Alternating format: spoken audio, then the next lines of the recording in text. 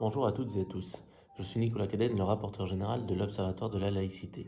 Aujourd'hui, je voudrais vous parler de la formation à la laïcité de certains ministres du culte.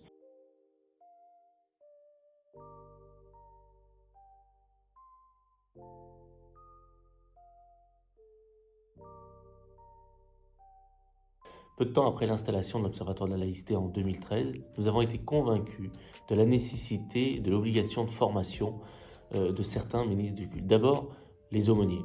Les aumôniers, comme vous le savez, sont à la charge de l'État en application de la loi de 1905 pour garantir la liberté de culte dans les lieux contraints, c'est-à-dire dans les prisons, les hôpitaux, les armées essentiellement. Donc, il apparaissait important que les aumôniers de tous les cultes puissent être parfaitement formés à la laïcité puisqu'ils interviennent dans des lieux de l'administration publique et sont rémunérés par l'État.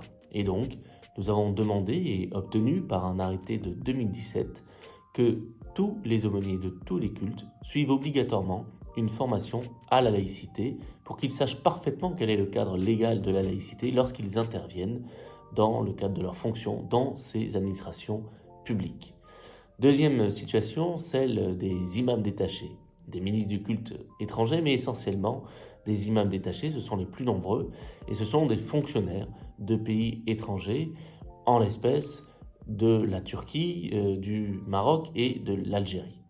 Là aussi, il était important qu'il y ait une obligation de suivi d'une formation de leur part, parce qu'ils ne connaissent pas forcément le cadre laïque français. Or, ils sont fonctionnaires étrangers, mais viennent exercer leur ministère, leur fonction en France, et donc ils doivent parfaitement, à notre sens, connaître le sens, l'application du principe de laïcité en France. Dès lors, là encore, nous leur avons demandé, via des accords bilatéraux qui ont commencé en 2016, l'obtention de DU, de diplôme universitaire, à la laïcité. Donc ces formations pour les aumôniers ou pour les imams détachés se font via ces diplômes universitaires dont nous avons souhaité la démultiplication partout sur le territoire dès 2013 et aujourd'hui il y en a 32 dans l'ensemble des régions françaises, y compris bien sûr dans les Outre-mer.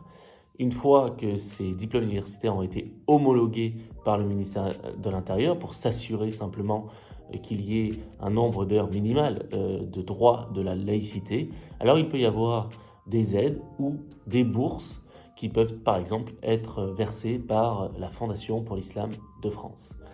Voilà, pour en savoir plus, je vous donne rendez-vous bien sûr sur le site laïcité.gouv.fr et je vous souhaite à toutes et à tous une excellente année 2021. Merci, à bientôt.